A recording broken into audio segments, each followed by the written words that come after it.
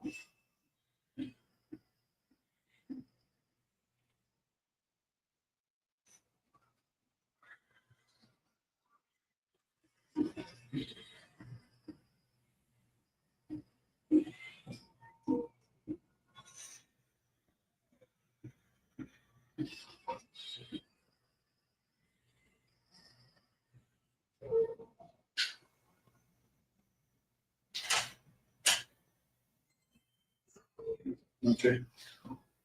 But I don't like. I don't like it.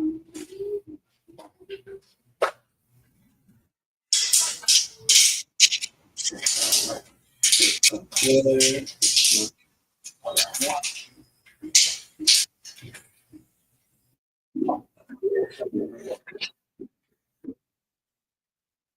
I don't like it. Good. I don't like it. Okay.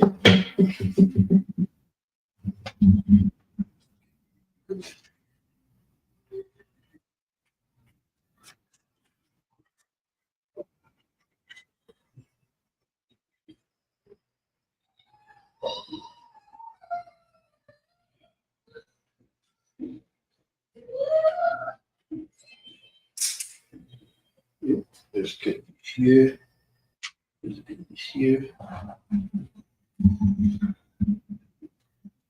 More.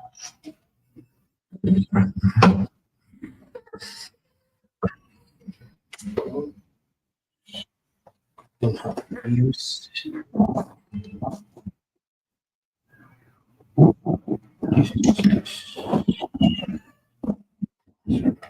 this.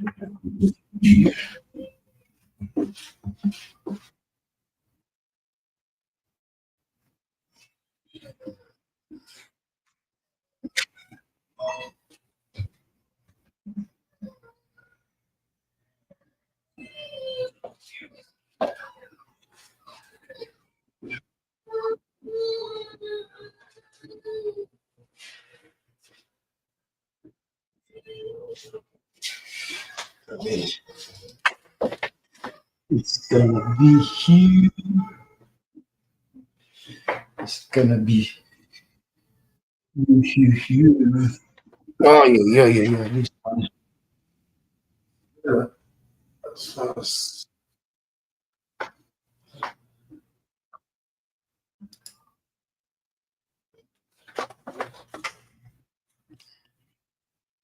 you see that?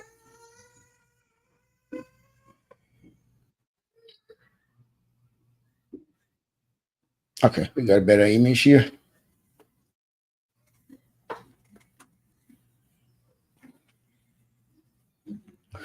So let's go.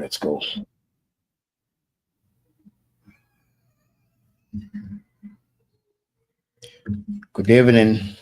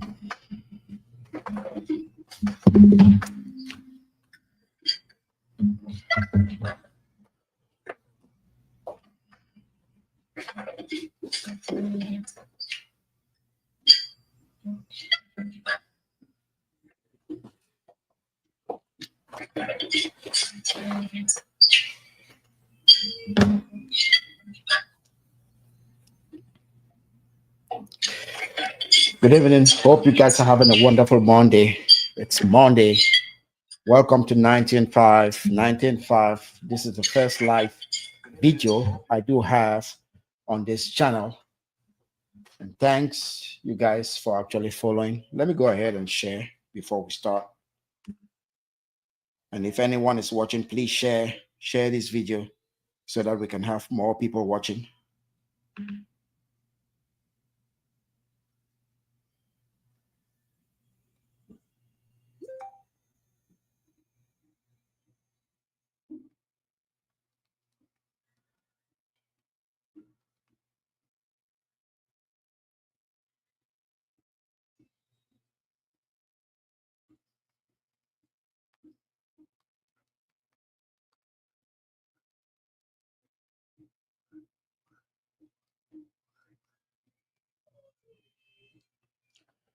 So we're almost there.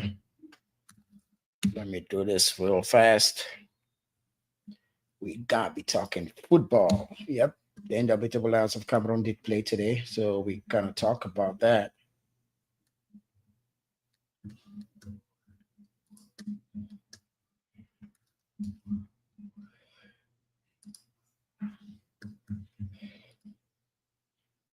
Let's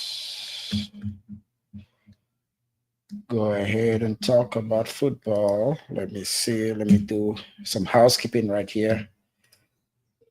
Thanks for those watching. Please share. Let's talk about the Cameroon national team.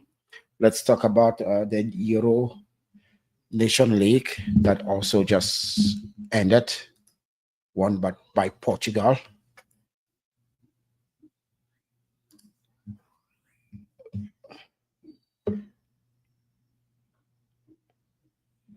Hope you guys are having a wonderful day so far.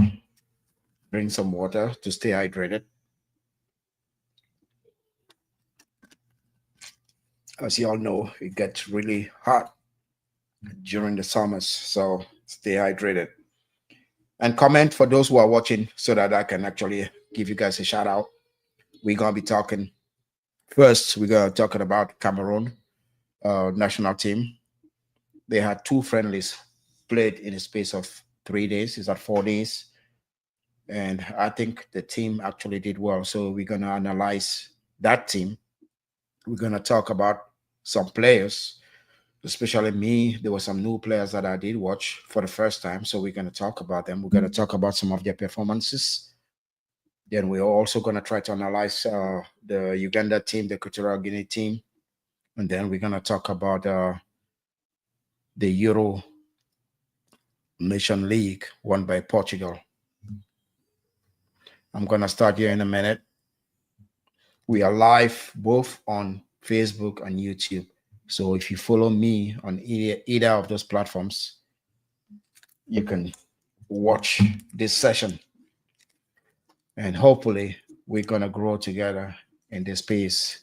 So I'm not gonna spend much time, talking about, house cleaning stuff, I'm just gonna dive straight on through so we can talk football, hopefully for 30 minutes. And if need be, as time goes on, we're gonna increase, the time of these shows. So we're gonna start in a minute.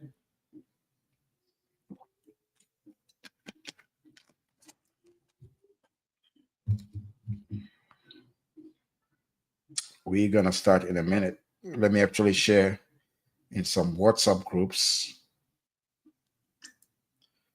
Let me copy this link and share so we can go on and talk football. I mean, there's much to talk about, you know.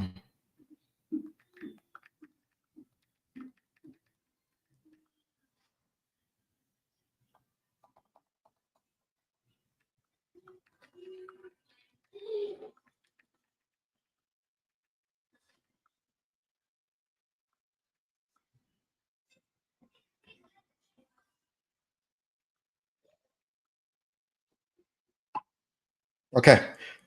So for those watching, just comment so that I can say hello or a shout out. First, we're gonna start with the Cameroon team, the team that played today, and the team that played 2 days ago against Uganda.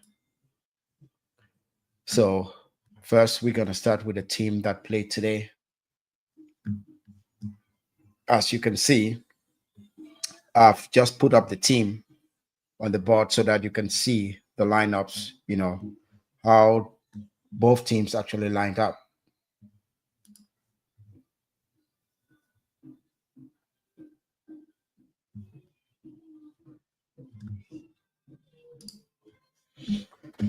So in goal for Cameroon, we had a Passy. That was the lineup. That's how Cameroon lined up today against Equatorial Guinea.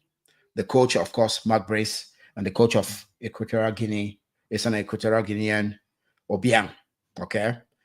So we had Davis Epasi in goal. You guys know Davis Epasi. He actually played the World Cup for Cameroon, that incident with Onana, and Epasi filled up for Onana. Epasi actually plays his football now in Cyprus, in the first division in Cyprus. We had Enzo Boyamo, a center back who plays for La Liga in Osasuna. Okay, some of you guys are familiar with that name, Enzo Boyamo. He plays for Osasuna, La Liga.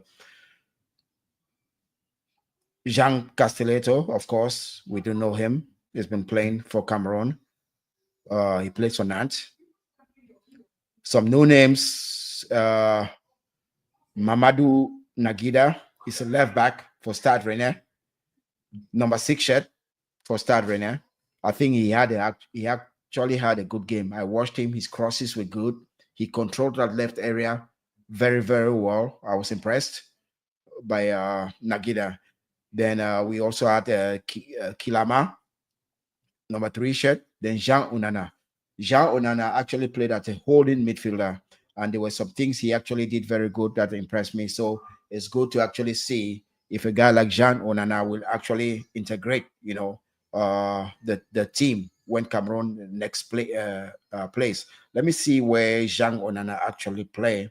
If I do have that information, he's a defensive midfielder at Genoa, so he plays in Serie A. I think he actually showed some very, very good skills. Jean Onana. He plays for the Calcio, Italia. Okay.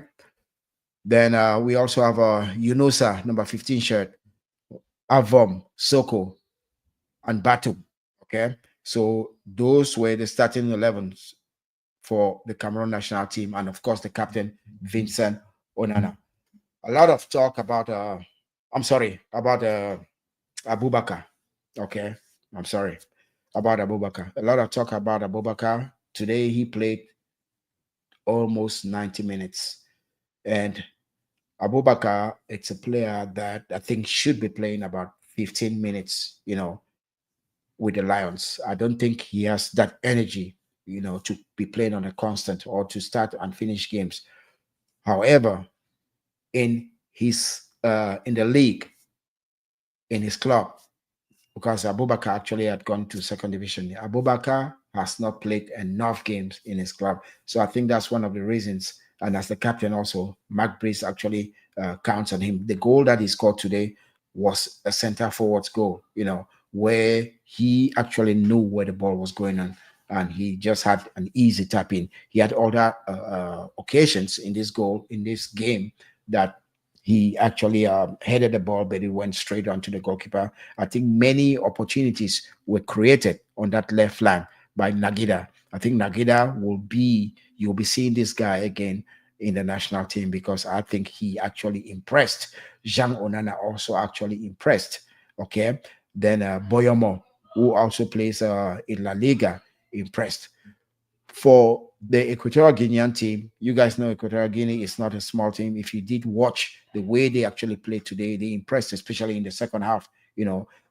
Manuel started at goal. Manuel, I think he plays for Spain. He also had Esteban, Paralelo, Nesto, Basilo, Jose, Yannick, Iban, Jose, Federico, all started for Equatorial Guinea.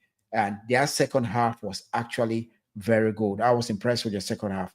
But the goal they actually scored was a fault from a passy, a poor pass from a passy. The pass was short, okay? And their striker, who is the captain, Emilio was the one who scored that goal. You guys know Emilio. He had a good African Cup of Nations last year in Ivory Coast, last African Nations Cup in Ivory Coast. This game was played in Morocco. It was played at the Marrakesh. It was played in Marrakesh at the Grand Stade de Marrakesh, okay, in Morocco. That was our next one, in their next one. So it was not in the main stadium, but it was their next one. And I am really impressed by, facilities in Morocco. Morocco has some really nice facilities to host football. I mean, they've spent a lot of money, and that's why their league is actually now one of the best. When you look at this Cameroon national team, for those who watched the game, I mean, what are your impressions? What players actually impressed you guys? For me, as I earlier said, the number 6 shirt, Makida, impressed me. Mamadou Magida, he impressed me a lot. His crosses, he made some errors, which I think maybe he was trying to overshow. I mean, when they call you, you're trying to impress. He made some errors. One that caught my eye was the pass he tried to do coming. He actually ran back and defended, collected the ball, but then he tried to pass the ball inward. Luckily for him, there was a rebound and a pass he just came out and caught the ball. Those are one of the mistakes he actually made. Apart from that, I think he stood out. Also, Jean Onana, of course, he plays in Serie A. Jean Onana, for me, I had a conversation with Awa Moma, one of my friends. We have a show that we do host, Jabulani Football Network, and we were talking on the possibilities of maybe moving Baleba from a holding midfielder onto a box to box because of his abilities. Maybe having after having watched the way Jean Onana played today, maybe Jean Onana can play that holding midfielder for Cameroon and push a guy like Baleba together with Angisa to play as box to box, more creative moving forward. That's something we need to see. But those are the things that only McBreeze, can make those decisions. As I was saying, who impressed you if you did watch Cameroon, either today or the game where they beat Uganda 3-0? If you did watch either of those games, I want to hear, just comment who actually impressed you. I think there were about 4 or 5 players, that actually impressed. But those that actually stood out for me, the 2 players that stood out for me, you know, Nagida, you know, and together with Onana. However, there was another player who stood up in the game played against Uganda. I did not watch that game, so that's why I've not spoken about it. It's a center forward that actually plays in Cameroon. He scored. He stood out. A lot of fans are talking about him. I did not watch the game, but I know that guy actually stood out because the way they talked about him, I went and watched the replays, and I saw that he actually is maybe a player and it's a local player. And we were having the conversation that maybe in a very short time, in the next year or so, you will start see Cameroonian players popping out from everywhere, which means that the talent is there. You know, we just need to give them the platform. We just need to give them friendly games so that they can express themselves. Hey, shout out to my boy James Jr. Onobiono. Shout out to you, bro. How are you doing, man? How so? Thanks for watching, man. It's been a while. Hope you're doing great, bro. So, as I was saying, these players need such games because when you look, the next time Cameroon will be playing again will be in September, and then it will be back-to-back qualification, World Cup qualifier games. So we need these games so that the coach can see more players. Some of you might think that we have about 5 months going into the African Cup of Nations, but when you look, 5 months is not really 5 months. 5 months is just maybe about 4 games because before African Cup of Nations, I know players will be released early, and then they will have some friendly games that they will play. So there's not much time. So I think these games that were organized by Fika Food and the ministry, I think the games actually were very, very essential for the team. And for the first time in a long time, I saw the coaches, all the coaches, everyone was involved in the training sessions.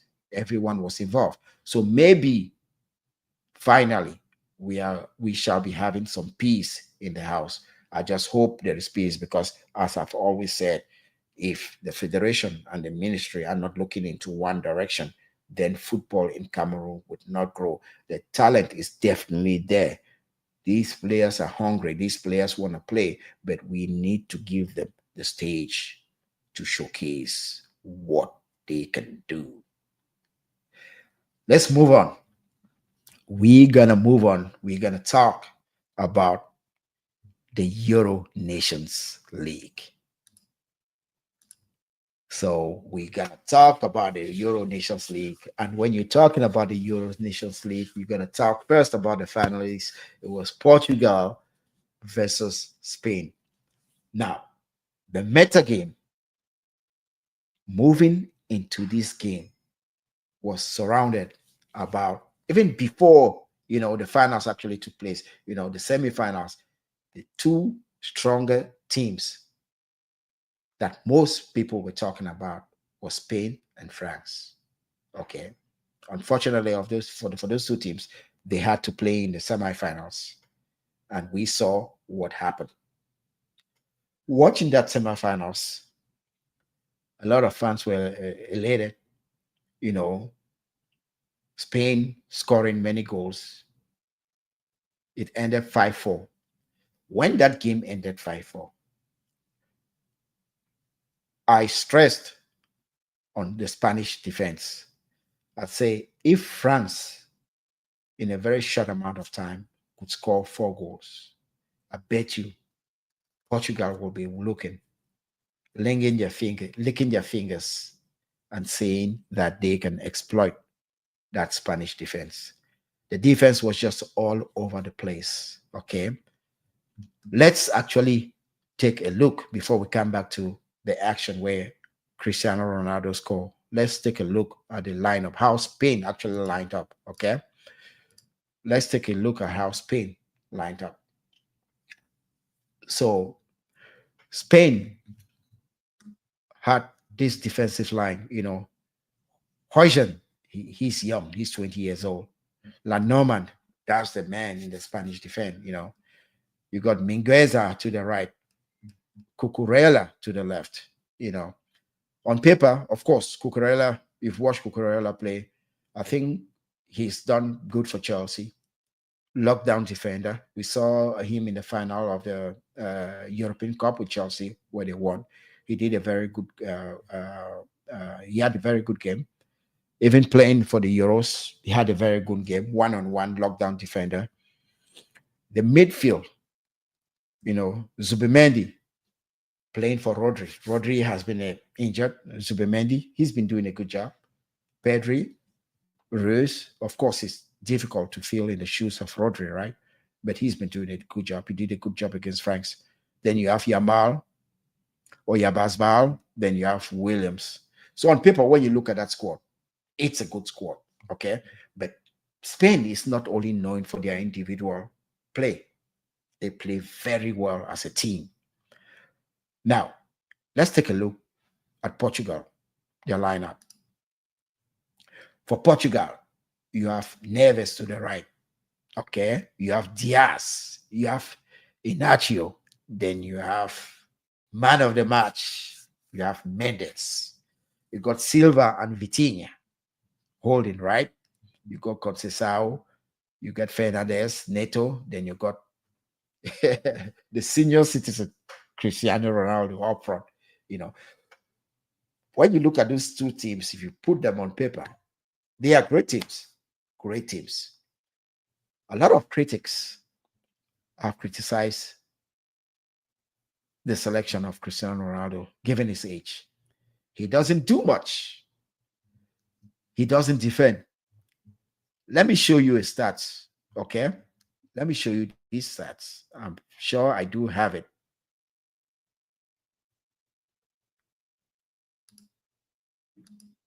Okay, let me show you these stats. Maybe this is not the stats. No, this is not the stats I was looking for.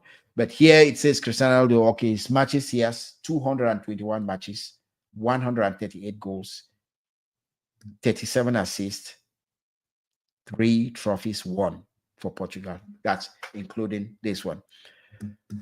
So, but let's go back. When you see both lineups, you can tell that these two teams are actually loaded. But the stat I wanted to give you was one that Cristiano Ronaldo had just one touch of the ball in the box, and that's the touch that he scored that goal.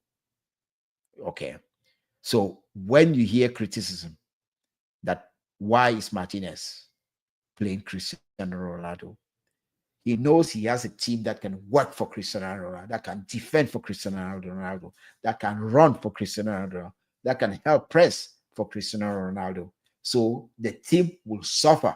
But when Cristiano Ronaldo has one opportunity, it's likely that he scores. And that's what happened.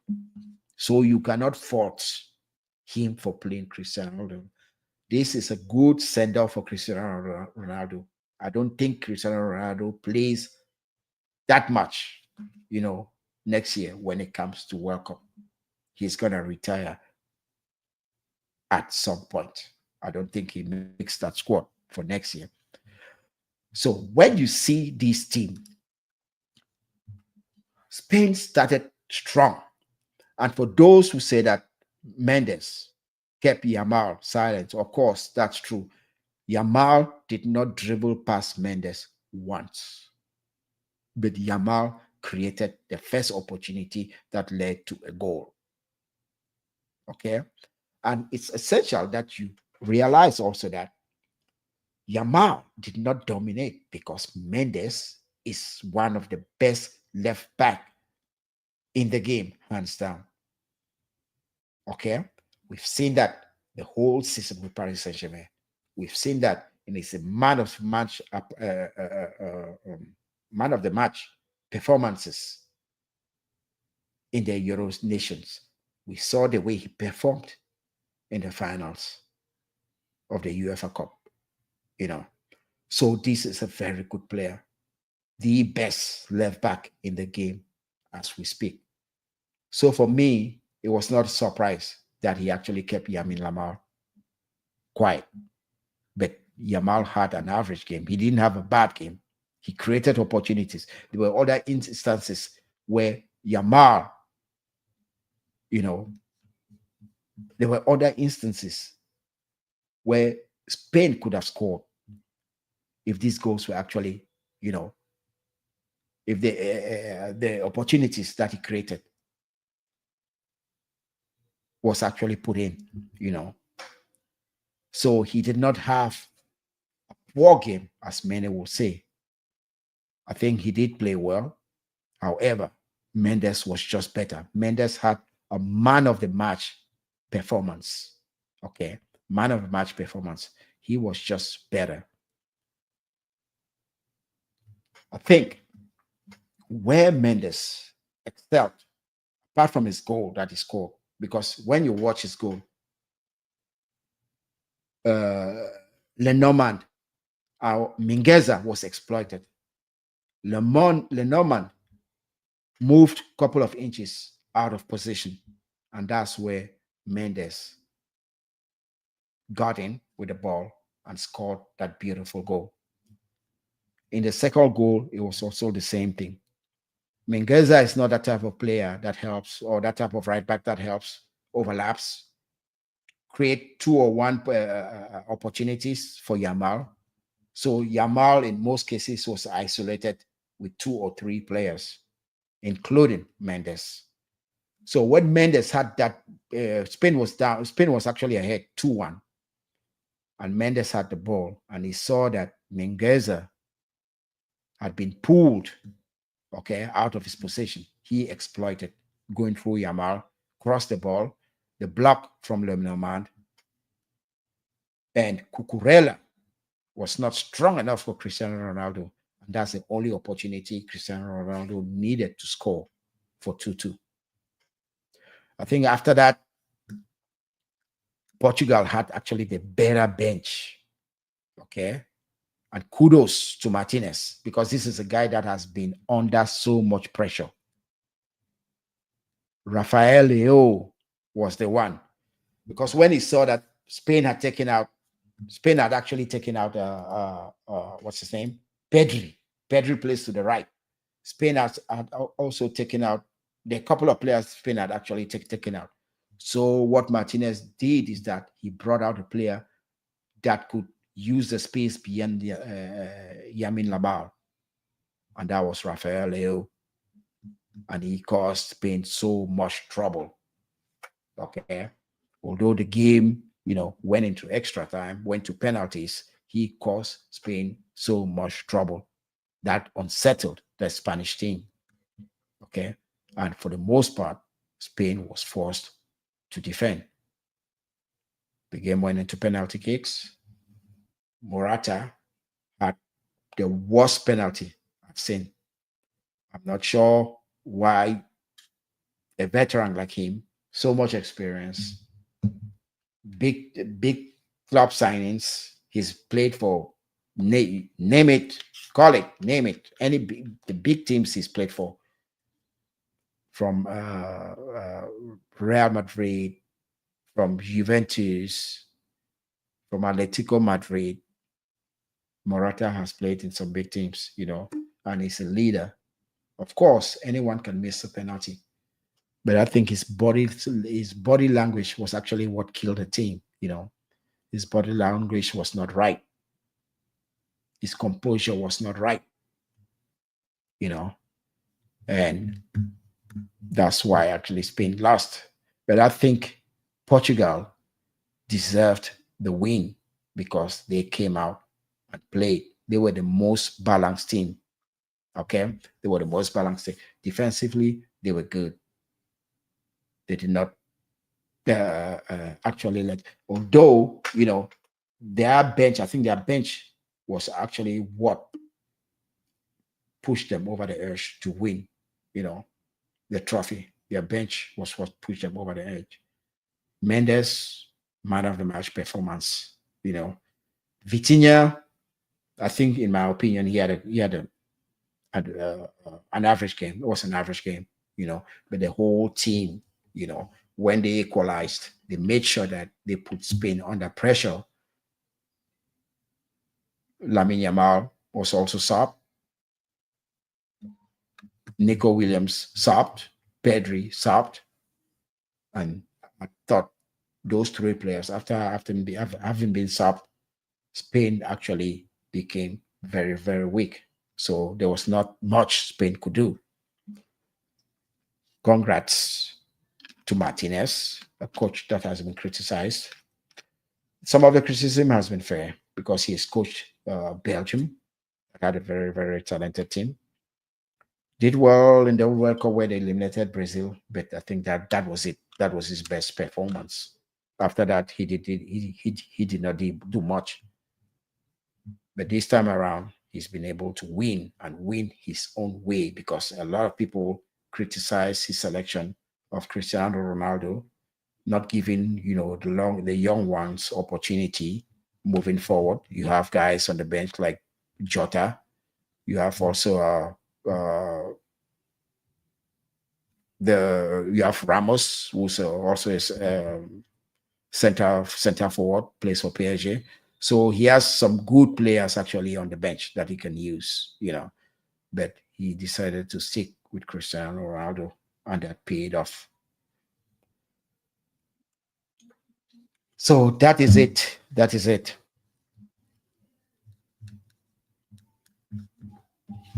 So what do you guys actually think? The implications of this game? There's so many noise about